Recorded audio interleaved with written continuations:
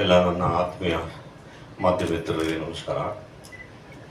ನನಗೆ ಒಂದು ವಾರ ಆಯಿತು ಅಂತ ಕಾಣುತ್ತೆ. ಒಂದು ವಾರದಲ್ಲಿ ನಮ್ಮ ಮಠದ PR ಅವರು ಫೋನ್ ಮಾಡಿದ್ರು, ನರಸಿಂಹ ಅವರು ಮಾಡಿ ಈ ರೀತಿ ಶ್ರೀಗಳು ಮಾತಾಡ್ತಾ ಇರ್ತಾರೆ. ಶ್ರೀಗಳು ಸಾಮಾನ್ಯವಾಗಿ ಯಾರ ಹತ್ರ ಮಾತಾಡೋಲ್ಲ, ಅಪರೂಪಕ್ಕೆ ಫೋನ್ ಮಾಡ್ತಾರೆ. ನನಗೆ ಸಾಕಾಯಿತು, ಏನಕ್ಕೆ ಮಾಡಿದ್ರು ಅಂತ ಅಂದ್ಕೊಂಡೆ. ಆಮೇಲೆ ಅವ್ರು ಹೇಳಿದ್ರು ಈ ಥರ ಇವ್ರ ಬಗ್ಗೆ ನನಗೆ ಗೊತ್ತಿದೆ ಅವರು. ಆಮೇಲೆ ಎರಡನೇದಾಗಿ ನಮ್ಮ ವೆಂಕಟೇಶ್ ಬಗ್ಗೆ ಹೇಳಿದ್ರು. ನಮ್ಮೆಲ್ಲ ಆತ್ಮೀಯರಿದ್ದಾರೆ ಬಿಡಿ, ವಿಷಯ ಗೊತ್ತಾಗಲಿಲ್ಲ ಹಂಗೂ. ನಾನೇನೋ ಎಕ್ಸ್ಪ್ಲೈನ್ ಮಾಡಿ ಅಂತ ಏನು ಕೇಳಕ್ಕೆ ಹೋಗುದು. ನೀವೇನು ಹೇಳಿದ್ರೆ ಮಾಡ್ತೀನಿ, ಬಟ್ ನಾನು ಡೆಲ್ಲಿಲಿ ಇರ್ತೀನಿ, ಅವತ್ತು ನಿಮಗೋಸ್ಕರ ವಾಪಸ್ ಬರಬೇಕು, ಬರ್ತೀನಿ, ಏನೋ ಬಂದು ಮಾಡಿಕೊಡ್ತೀನಿ ಅಂತ ಅಂದ್ಬಿಟ್ಟು ಒಪ್ಪಿಕೊಂಡೆ. ರಾಯರದು ಇದು ಒಂದೇ ಅಂತಲ್ಲ, ನಡೀತಾನೆ ಇರಬೇಕು. ಸೂರ್ಯ ಚಂದ್ರ ಇರೋರ್ಗು ನಡೀತಾನೆ ಇರಬೇಕು. ಯಾರ್ಯಾರೋ ಆಮೇಲೆ ಬ್ಯೂಟಿಫುಲ್ ಏನು ಅಂದರೆ, ರಾಯರನ್ನ ನಾನು ಏನೋ ಅವ್ರಿಗೊಂದು ಸೇವೆ ಮಾಡ್ತೀನಿ ಅಂತಲ್ಲ, ರಾಯರು ನಿಮ್ಮನ್ನ ಆಯ್ಕೆ ಮಾಡ್ತಾರೆ. ಅದೊಂದು ಬ್ಯೂಟಿ ಅವರಲ್ಲಿ. ಸೊ ಆಯ್ಕೆ ಮಾಡ್ಕೊಂಡಿದ್ದಾರೆ ಅವ್ರನ್ನ. ಆಮೇಲೆ Ajaneesh is a wonderful music director, ಕನ್ನಡಕ್ಕೆ ತುಂಬ ದೊಡ್ಡ ಕೊಡುಗೆ. ಆಮೇಲೆ ನಾನು ಸಾರಿ, ಇವನು ನನ್ನ ಹಾಡು ಬರೆದಿದ್ದಾನೆ ಗೊತ್ತಿರಲಿಲ್ಲ ನನಗೆ. ಸಿಂಗಲ್ ಸುಂದ ಅಂತ ನಮ್ಮದೊಂದು ಹಾಡೆಲ್ಲ ಬರೆದಿದ್ದೆ. ಸೊ ಈ ಥರನೂ ಬರೀತಿದ್ದಾನೆ ಅಂದರೆ ನನಗೆ ಇನ್ನೂ ದೊಡ್ಡ ಸಂತೋಷ. ವೆರಿ ಆನೆಸ್ಟ್ಲಿ, ನಾನು ಎಮಿಲ್ ಅಂತ ಒಬ್ಬ ಮ್ಯೂಸಿಕ್ ಡೈರೆಕ್ಟರ್ಗೆ ಈಗ ಒಂದು 4 ತಿಂಗಳ ಕೆಳಗೆ ಕರೆಸ್ಬಿಟ್ಟು ಹೇಳಿದೆ, ಈ ಥರ ಒಂದು 12 ಹಾಡು ಮಾಡೋಣ ರಾಯರ ಬಗ್ಗೆ, ಒಂದು ಟ್ಯೂನ್ ಮಾಡ್ಕೋಬೋಗಿ ಮಾಡಿಬಿಟ್ಟಿದ್ದೆ. ನಾನು ಬರವಣಿಗೆಗೆ ಯಾಕೋ ಕರೆಸ್ದೆ, ಯಾಕೋ ತುಂಬ ಬೇಜಾರಾಯ್ತು ನನಗೆ. ಇದು ಗೊತ್ತಿರೋರು ಏನೋ ಬರೆದ್ರೆ ಚಂದಪ್ಪ ಅಂತೇಳಿ ಸುಮ್ಮನೆ ನಗ್ತಾ ಕಳಿಸ್ಬಿಟ್ಟೆ. ಹಂಗೆ ಇದೆ, ಟ್ರ್ಯಾಕ್ ಎಲ್ಲ ರೆಡಿ ಇದೆ. ಅದಕ್ಕೆ ಅವ್ರು ಕೇಳಿದೆ, ರಾಯರ ಬಗ್ಗೆ ಬರೀತೀಯ ಅಂತ. ಗೊತ್ತಿಲ್ಲ ಯಾರ್ಯಾರಿಗಿದೆಯೋ ಅದು. ಆಮೇಲೆ ನನಗೆ ಬೇರೆ ಆಸೆ, ಅದನ್ನೇ ಆಡಬೇಕು. ನಾನು I am not A good singer, but ಕಲ್ತ್ಕೊಂಡು ನೀಟಾಗಿ ಹಾಡೋಣ ಉದ್ದೇಶದಿಂದ ಇಟ್ಕೊಂಡಿದ್ದೀನಿ. ಯಾಕೆಂದರೆ ಎಲ್ಲರೂ ಇದ್ದಾಗ ಹೆಂಡತಿಗೆ ಮಕ್ಕಳಿಗೆ ಏನೇನೋ ಮಾಡಿ ಬಿಟ್ಟು ಹೋಗ್ಬೋದು, ಬಟ್ ನಾನು ಮನಸ್ಸುಗಳ ಮಧ್ಯೆ ಬಿಟ್ಟು ಹೋಗೋಣ ಅಂತ ಒಂದು ಸಂಕಲ್ಪ ಇದೆ ನನಗೆ. ಹಾಗಾಗಿ ರಾಯರ ಕೃಪೆ ನನಗೆ ಗೊತ್ತಿಲ್ಲ. ಒಂದು ಕಾಲದಲ್ಲಿ ಊಟಕ್ಕೆ ಬಂದವು, ಯೂಸ್ ಟು ಲವ್ ಫುಡ್. ಯಾರಾದರೂ ಊಟಕ್ಕೆ ಹಾಕ್ಬಿಟ್ರೆ ಸಾಕಪ್ಪ ಅನ್ನೋ ಥರ ಇದ್ದವರು, ಒಂದು ಆನಂದವಾಗಿ. ಸಿನಿಮಾ ಅಷ್ಟು ಸಚ್ ಎ ಬ್ಯೂಟಿಫುಲ್. ನಮ್ಮ ಸಿನಿಮಾ ಬಂದು ಅವ್ರು ಹಾಕ್ದಂಥ ಊಟ ಇದೆಯಲ್ಲ, ಅದು ಭಾಳ ಅದ್ಭುತ ಊಟ, ಕಣ್ಣಿಗೆ ಬೇಕಾದ ಹಾಕೋರು. ಸೊ ಹಾಗಾಗಿ ನನಗೆ ಈ ಕ್ಷೇತ್ರ ತುಂಬ ಇಷ್ಟ ಆಯಿತು. ಅದು ಕೂಡ ರಾಯರ ಪ್ರಸಾದವೇ.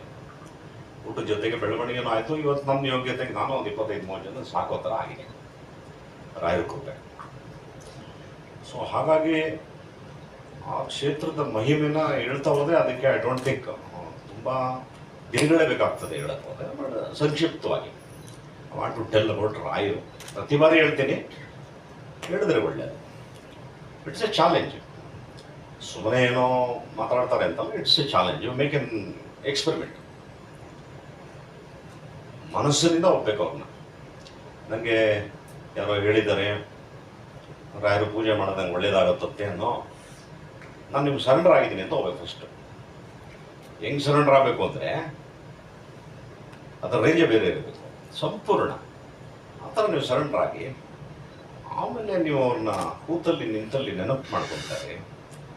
ಅವ್ರನ್ನ ನಾಮಕ್ಷರ ಸಾಕು, ಬೇರೆ ಏನು ಬೇಕಾಗಿಲ್ಲ. ಹೋಮ ಯಜ್ಞ ಅವನ ಯಾವುದೂ ಬೇಕಾಗಿಲ್ಲ. ಓಂ ಶ್ರೀ ರಾಘವೇಂದ್ರ ಎಷ್ಟು ಸರಿ ಆಗುತ್ತೆ ಹೇಳ್ಕೊತಾರೆ. ನೀವು ಸ್ಟಾರ್ಟ್ ಮಾಡಿ, ನಾಮಸ್ಮರಣೆ ಮಾಡ್ತಾ ಹೋಗ್ತಾರೆ. ನಿಮಗೆ ಗೊತ್ತಿದ್ದಂಗೆ ಮಿರಾಕಲ್ಸ್ಗಳು ಸ್ಟಾರ್ಟ್ ಆಗುತ್ತೆ. ನಾನು ಅವರ ನಾಮಸ್ಮರಣೆ ನನಗೆ ದಾನ ಕೊಟ್ಟಂಥ ನಮ್ಮ ತಾಯಿನ ನಾನು ಸದಾಸರ ಕಾಲ ನೆನೆಸ್ಕೊತೀನಿ ನಾನು. ಯಾಕಂದರೆ ನಾವೆಲ್ಲ ಬಾಲ್ಯದಲ್ಲಿ ಅಂಥ ಒಳ್ಳೆಯ ಸಂಪರ್ಕದಲ್ಲಿ ಇದ್ದವರಲ್ಲ, ಎಲ್ಲ ಪೋಲಿಗಳು, ತೀಟೆ. ನಮ್ಮ ತಾಯಿಗೆ ಇದ್ದಿದ್ದು ಒಂದೇ ಮಾರ್ಗ, ಇವನಿಗೆ ಏನಾದರೂ ರಾಯರ ಬಗ್ಗೆ ಅವನಿಗೆ ತಿಳಿಸ್ಬಿಟ್ರೆ ಬಹುಶಃ ಚೇಂಜ್ ಆಗ್ಬೋದೇ ನಾನು ಅಂತಲೇ ಏನೋ ಅವಳು ಪರಮ ರಾಯರ ಭಕ್ತೆ ನಮ್ಮಮ್ಮ. ಹಾಗಾಗಿ ನನಗೆ ಆ ಕಾಲದಲ್ಲೇ 500 ರೂಪಾಯಿ ಕೊಟ್ಬಿಟ್ರು. ಓಪ್ಪ ನೀನು ರಾಯರು ಮಠಕ್ಕೆ ಹೋಗ್ಬೋದು. You don't believe. ನಾನು ಹೋಗ್ಬೇಕಾದ್ರೆ ಈ ಟ್ರಿಪ್ ಹೋಗ್ತಾರಲ್ಲ ಆ ಥರ ಎಲ್ಲ ಬಟ್ಟೆ ಎಲ್ಲ ಪ್ಯಾಕ್ ಮಾಡ್ತಾಯಿದ್ದೀನಿ. ನಮ್ಮ ತಾಯಿ ಅಂದರು, ನೀನು ಈ ಥರ ಎಲ್ಲ ಟ್ರಿಪ್ಗೆ ಹೋಗೋ ಥರ ಎಲ್ಲ ಅಲ್ಲಿ ಹೋಗ್ಬಾರ್ದು ಅಂತ. ನೀನು ಏನೂ ಇಲ್ಲ ಅಂತ ನೀನು ಹೋಗ್ಬೇಕು ಮೊದಲೇ. ಆಮೇಲೆ ಒಂದು ಸ್ವಲ್ಪ ದಿನ ಆದಮೇಲೆ ಡೋಂಟ್ ಬಿಲೀವ್, ಗೋಪಾಲಾಚಾರ ಅಂತ ನಿಮ್ಗೆ ಗೊತ್ತಿರೋದು ಕಾಲಲ್ಲಿ ಆ್ಯಂಪ್ಯೂಟ್ ಆಗಿತ್ತಲ್ಲ, ಅವ್ರು ನಂಗೆ ಸಿಗ್ತಾರೆ ನದಿ ತೀರದಲ್ಲಿ. ಏನಪ್ಪ ಯಾರಪ್ಪ ನೀನು ಈ ಥರ ಯಾವಾಗ ಇಲ್ಲಿ ಕೂತಿರ್ತೀಯ, ಇಲ್ಲಿ ಕೂತ್ಕೊಂಡು ಬಂದು ಹೋಗಿ ರಾಯರ ಸೇವೆ ಮಾಡ್ಬೋದಲ್ಲ ನೀನು ಅಂತ ನನಗೆ ಹೇಳ್ತಾರೆ. ಸ್ವಾಮಿ ನನಗೆ ಅದೆಲ್ಲ ಗೊತ್ತಿಲ್ಲ, ನಮ್ಮಮ್ಮ ಹೇಳೋರಲ್ಲೇ ಕೊಟ್ಟಿದ್ದೀನಿ, ನನಗೆ ಏನು ಮಾಡೋದು ಗೊತ್ತಿಲ್ಲ. ಪಾಪ ಇಟ್ಟುಕೆ ಟೈಮ್ ಆಯಿತು ಅಂದ್ಬಿಟ್ಟು ಪಾಪ ಅವ್ರು ಹೋಗೋರು ಕೂತ್ಕೊಂಡ್ರು, ಮಠದ ಆನೆ ಇತ್ತು, ನಾನು ಅದನ್ನು ಭಾಳ ಜಾಲಿ ನೋಡ್ತಾ ಕೂತಿದ್ದೆ, ಅದೆಲ್ಲ ಸ್ನಾನ ಮಾಡಿಸೋದು ಅದೆಲ್ಲ ಮಾಡ್ತಿಲ್ಲ. ಆಗ ಅವ್ರು ಕೂತ್ಕೊಂಡು ಇವಾಗ ಮೈ ಫಸ್ಟ್ ಫ್ರೆಂಡ್ ಇನ್ ಮಂತ್ರಾಲಯ ಅವ್ರು ಹೇಳಿದ್ರು, ನಾನು ಏನು ಹೇಳ್ತಾ ಇದ್ದೀನಿ ಅದನ್ನೇ ಹೇಳಿದ್ರು. ಅವಾಗ ನಾನು ನಂಬಿಟ್ರೆ ನಿನಗೇನೋ ಬೇಡ ಜಗತ್ತಲ್ಲಿ ಅಂತ.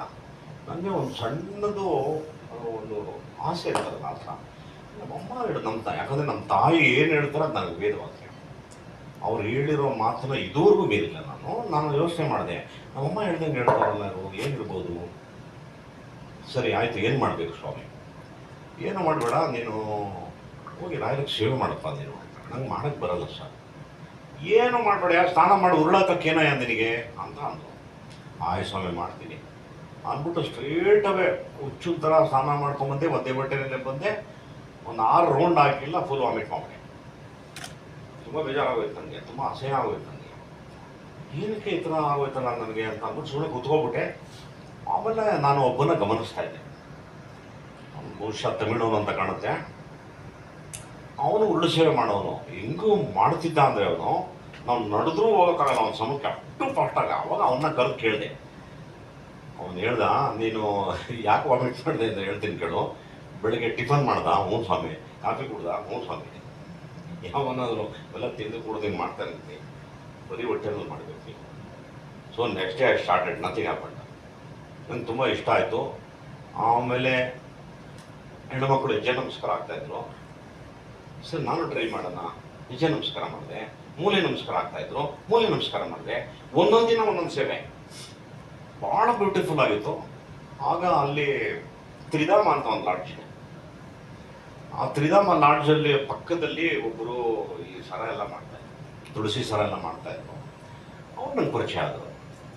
ಸೊ ಅವ್ರಿಗೆ ಅದೇನು ಪ್ರೀತಿ ಆಯಿತು, ಬರೀ ಕತ್ತಲ್ಲಿದ್ದೆ ಕಣೆಯ, ನೀನೊಂದು ತುಳಸಿ ಮನೆ ಹಾಕೋದು, ದೇವಸ್ವಾಮಿ ಕಾಸು ಒಂದು ನೀನು ಕಾಸು ಕೊಡಬೇಡ, ಇಟ್ಕೋ, ಅದಕ್ಕೆ ಮುಂಚೆ ಹೋಗಿ ರಾಯರ ಮುಂದೆ ಇಟ್ಬಿಟ್ಟು ಅವ್ರಿಗೆ ಪ್ರಾರ್ಥನೆ ಮಾಡಲ್ಲ. ಹಾಗೇ ನನ್ನ ಸಂಬಂಧ ಶುರುವಾಗಿದೆ. ನಾನು ಆಗ ಈ ಶ್ರೀಗಳನ್ನ ನೋಡಿದಾಗ ಭಾಳ ಸಣ್ಣವನಿದ್ದೆ, ತುಂಬ ಕ್ಯೂಟ್ ಆಗಿದೆ ನೋಡೋಕ್ಕೆ. ಆಮೇಲೆ ಅಲ್ಲಿ ಮಂತ್ರಾಲಯದಲ್ಲಿ ಏನೇ ಕಾರ್ಯಕ್ರಮ ಆದರೆ ಇವರೇ ಮೈಕ್ ಹಿಡ್ಕೊಂಡು ಮಾತಾಡ್ತಾ ಇದ್ರು. ನಾನು ಆಮೇಲೆ ಮಾತಾಡಿಸಿವೆ ಅವ್ರನ್ನ. ಮಾತಾಡಿಸಿದಾಗ ಅಲ್ಲಿ ಹಿಂದಿನೇ ಸಂಸ್ಕೃತ ಪಾಠಶಾಲೆ ಇತ್ತು, ಅಲ್ಲಿ ಪಾಠ ಮಾಡೋರು. ಆಮೇಲೆ ರಾಯರು ಹಿಂಭಾಗ ಏನಿದೆ ಅಲ್ಲಿ ಕೂತ್ಕೊಂಡವ್ರು, ಅಲ್ಲಿ ಎಲ್ಲ ಹುಡುಗರೆಲ್ಲ ಕೂತ್ಕೊಂಡವರು. ಅವರು ವೇದ ಮಂತ್ರಗಳನ್ನ ಹೇಳ್ತಾ ಇದ್ರೆ ಅವ್ರು ಕರೆಕ್ಟ್ ಮಾಡ್ತಾ ಇದ್ರು ಅವ್ರಿಗೆ. ನನಗೆ ಭಾಳ ಖುಷಿ ಆಗೋದು, ಏನು ಅದ್ಭುತನಪ್ಪ ಇದೆಲ್ಲ, ಎಷ್ಟು ಚೆನ್ನಾಗಿ ಕಲಿತಿದ್ದಾರೆ ಅಂತ. ಸೊ ಹಾಗೆ ಶ್ರೀಗಳನ್ನ ಅವಾಗ ನೋಡಿದ್ದು. ನಮ್ಮಮ್ಮನಿಂದ ಮಂತ್ರಾಲಯ ವರ್ಷ ಆಗಿದ್ದು. Then everything is miracle in my life.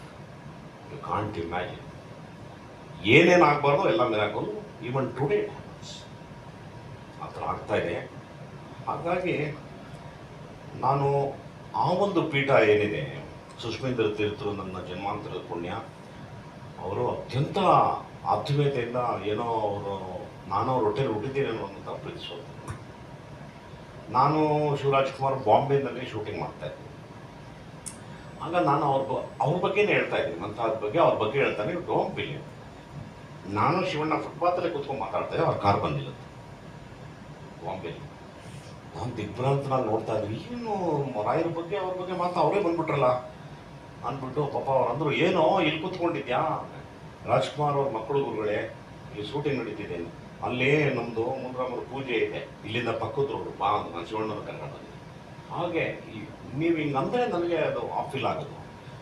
ನಾನು ಮನೆ ಕಟ್ಟಿದೆ. ಆ ಮನೆ ಕಟ್ಟೋ ಕತೆ ಅಂತೂ ಭಾಳ ವಿಚಿತ್ರವಾಗಿದೆ. ಏನೇನೋ ಮಾಡಿ ಬಂಗಾರ ಬಿದ್ದು ತೊಗೊಬಿಟ್ಟಿದ್ದೀನಿ. ಮನೆ ಮುಗ್ಸೋಕ್ಕೆ ಕಾಸಿಲ್ಲ ನನಗೆ. ಅವ್ರು RF ಮಾಣಿಕ್ಚಂದ್ ಅಂತ ನಮ್ಮ ಪ್ರೊಡ್ಯೂಸರು 8% ಬಡ್ಡಿ ತೊಗೊಬಿಟ್ಟಿದ್ದೀನಿ ಅವನ ಹತ್ರ. 5 ಲಕ್ಷಕ್ಕೆ ಕರೆಕ್ಟಾಗಿ 31 ರಜೆ ಹೆಂಗಿದೆಯಪ್ಪ ಅಂತ ಫೋನ್ ಬರೋದು. ಅದು 40,000 ಹಂಚಬೇಕು. ಆಮೇಲೆ ಸಾಯಿ ಪ್ರಕಾಶ್ ಅವ್ರ ಶಿಷ್ಯ ಒಬ್ಬ ಇದ್ದಾನೆ, ಅವನ 1 ಲಕ್ಷ ತೊಗೊಬಿಟ್ಟಿದ್ದೀನಿ. ಅವ್ನು 10%. ಮುಗಿತಾನೆ ಇಲ್ಲ ಮನೆ. ಆಮೇಲೆ ಜಿ ಹೆಗಡೆ ಅಂತ ಒಬ್ಬ ಇದ್ದ, ಅವನಂತ 1 ಲಕ್ಷ ತೊಗೊಂಡಿದ್ದೀನಿ. ಅವನಂತೂ ಊರಲ್ಲಿ ಇರೋರಿಗೆಲ್ಲ ಎಕ್ಸ್ಪ್ಲೈನ್ ಮಾಡ್ಬಿಟ್ಟ, ಜಗ್ಗೇಶ್ ಫಿಲಮ್ ಆ್ಯಕ್ಟ್ರ, ಲಕ್ಷ ಕೊಟ್ಟಿದ್ದೀನಿ ಸಲ ಅವನಿಗೆ ಅಂತ ಅವಮಾನ ಮಾಡ್ತಾನೆ. ಅಯ್ಯೋ ಹುಚ್ಚ ಆಗೋಗ್ಬಿಟ್ಟಿದ್ದೆ ನಾನು. ಮನೆಗೆ ಲೈಟೇ ಹಾಕಲ್ಲ, ಲೈಟ್ ಇಲ್ಲ ಆ್ಯಕ್ಚುಲಿ. ಎಲ್ಲ ಕರ್ಟನ್ಗಳು, ಒಂದೇ ಒಂದು ಬಾಗಿಲಿದೆ. ನಮ್ಮ ಚಿಕ್ಕ ಮಗ, ಅವನಿಗೆ ವಾಚ್ಮೆನ್ ಥರ ಇಟ್ಟಿದ್ದೀನಿ. ಯಾರಾದರೂ ಸಾಲ ಕೊಡೋರು ಬಂದರೆ ನಮ್ಮ ಡ್ಯಾಡಿ ಇಲ್ಲ ಅಂತ ಹೇಳು ಅಂತ ಇಟ್ಟಿದ್ದೆ. ನಮ್ಮ ಯತಿರಾಜ್ ಅಂತ್ಕೊಂಡು ಡ್ಯಾಡಿ ಇಲ್ಲ ಅನ್ನೋನು, ಅದು ನಮ್ಮ ಸಿಗ್ನಲ್. ಈ ಥರ ಪರಿಸ್ಥಿತಿ. ಒಂದಿನ ತುಂಬ ಹತ್ಬಿಟ್ಟೆ ನಾನು, ಭಾಳ ಬೇಜಾರಾಗೋಯ್ತು ನನಗೆ.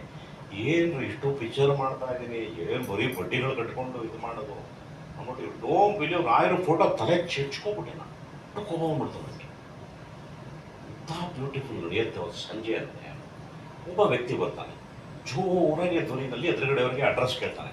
ಇವರೇ ಇಲ್ಲಿ ಫಿಲಮ್ ಆ್ಯಕ್ಟರ್ ಜಗ್ಗೇಶ್ ಅವ್ರ ಮನೆ ಯಾವುದು ಅಂತ ಕೇಳ್ತಾನೆ. ನಾನು ಅಯ್ಯೋ ತಿರ್ಗ ಯಾರೋ ಸಾಲ್ಗಾರ ಬಂದ್ಬಿಟ್ಟ ಅಂತ ಫುಲ್ ಅದ್ರ ಬಿದ್ದೋಗ್ಬಿಟ್ಟೆ. ಅವ್ರು ನಮ್ಮ ಮನೆ ಡಾಕ್ಟರ್ ಆದಿಶೇಷ್ ಅಂತ. ಏನು ಪ್ರಾಬ್ಲಮ್, ಏನು ಹೇಳಿ ಅಂದ. ನಾವು ಫಿಲಮ್ ಅವರು, ನಾವು ಅವಾಗ ಧೈರ್ಯ ಬಂತು ತಕ್ಕಂತ ನಾನೇ ಬಾಗಿಲು ತೆಗೆದು ಹೋದೆ. ನಮಸ್ಕಾರ ಸರ್ ಅಂದೆ. ಹಾಂ ಜಗ್ಗೇಶ್ ಅವರೇ ಎಲ್ಲೆಲ್ಲಿ ಹುಡ್ಕೋದು ನಿಮ್ಮನ್ನ? ಇಲ್ಲ ನಿಮ್ಮನೆ ಅಂದರು. ಹ್ಞೂ ಸರ್ ಇಲ್ಲೇ ಸರ್ ಮನೆ. ಹೌದಾ, ಭಾಳ ಸಂತೋಷ, ನಾನೊಂದು ಫಿಲಮ್ ಮಾಡಬೇಕು ಅಂತ ಬಂದಿದ್ದೀನಿ ನಿಮ್ಮನ್ನ ಹಾಕ್ಕೊಂಡು ಅಂದರೆ ರೋಮಾಂಚನ ಆಗ್ತಾ ಇದೆ ನನಗೆ. ಸರಿ ಆಯಿತು ಬನ್ನಿ ಒಳಗೆ ಕೂತ್ಕೊಂಡು ಮಾತಾಡೋಣ. ನನಗೆ ಸರ್ ಬೇಡ ಸರ್ ಒಳಗಡೆ. ಯಾಕೆ ಸರ್, ನಮ್ಮ ಮನೆಗೆ ಕಿಟಕಿ ಬಾಗಿಲುಗಳೇ ಇಲ್ಲ, ಎಲ್ಲ ಕರ್ಟನ್ಗಳು ಹಾಕಿದ್ದೀನಿ, ಆಮೇಲೆ ನೋಡ್ಬಿಟ್ಟು ಸಂಬಳ ಕಮ್ಮಿ ಕೊಟ್ಬಿಟ್ರೆ ನನಗೆ ಹಿಂಸೆ ಆಗ್ಬಿಡುತ್ತೆ ಅಂತ. ಪಾಪ ಅವ್ರು ಹಂಗೇ ನೋಡಿದ್ರು. ಇಲ್ಲಪ್ಪ ನನ್ನ ಹತ್ರ ಇಲ್ಲ, ನಾನು ಫಸ್ಟ್ ಪಿಕ್ಚರ್ ತೆಗಿತಾ ಇದ್ದೀನಿ, ಬಾ ಒಳಗಡೆ ಅಂತ ಕೂತ್ಕೊಂಡು ಹಿಂಗೆ ನೋಡ್ತಾ ಇದ್ದಾರೆ ಮನೆಯೆಲ್ಲ. ತುಂಬ ಹರ್ಟ್ ಆಯ್ತು ಅವ್ರಿಗೆ. ಎಷ್ಟು ಆನೆಸ್ಟ್ ಇದ್ದೀರಿ ನೀವು, ಫಿಲಮನ್ನು ಅಷ್ಟು ಚೆನ್ನಾಗಿ ನಗಿಸ್ತೀರಿ, ಇಲ್ಲಿ ಬಂದರೆ ಎಷ್ಟು ಸತ್ಯ ಹೇಳಿದ್ರಿ, ನಂಗೆ ತುಂಬ ಸಂತೋಷ ಆಯಿತು ನಿಮಗೆ. ಒಂದು ನಿಮಿಷ ಅಂತ ಗೋ ಔಟ್ ಸೈಡ್ ಇಲ್ಲಿ ಬ್ರಿಂಗೆ ಬಂಡಲ್. ಅವಾಗ 5 ಲಕ್ಷ ಸಂಬಳ ನನಗೆ ಒಂದೇ ಪೇಮೆಂಟ್ ಕೊಡ್ತಾರೆ. ಮುಂಚೆ ಎಲ್ಲ ಪಡೆದ್ರೆ ಹೆಂಗೆ ಕೊಡೋರು, ಅಡ್ವಾನ್ಸ್ 10,000, ಆಮೇಲೆ ಒಂದು 10,000, ಆಮೇಲೆ ಒಂದು 20,000, ಡಬ್ಬಿಂಗ್ ಇಟ್ಕೊಳ್ರಿ ಅಂದ್ಬಿಡು ಫುಲ್ ಹಾಕ್ಬಿಡೋದು. ಏನು ಮಾಡೋಕ್ಕಾಗ್ತದೆ. 5 lakhs ಅದೇ ಪಿಕ್ಚರು ಜಗತ್ ಕಿಲಾಡಿ. ಆ ಪಿಕ್ಚರು 5 ಲಕ್ಷ ಕೊಡ್ತಾರೆ. ಆಮೇಲೆ ನೆಕ್ಸ್ಟ್ ಅವ್ರಿಗೆ ಅದೇನು ಸಂತೋಷ ಆಗುತ್ತೆ ಗೊತ್ತಿಲ್ಲ. ಅದೆಲ್ಲ ಕೆಟ್ಟಲೆಲ್ಲ ಕೊಟ್ಟರು, ಬ್ರೆಡ್ ಎಲ್ಲ ಮಾಡ್ಕೊಂಡು ತಿನ್ನೋದು. ಕೆನ್ವುಡ್ ಅಂತ ಇನ್ನೂ ಚೆನ್ನಾಗಿ ನಾಪ್ತಾ ಇದೆ.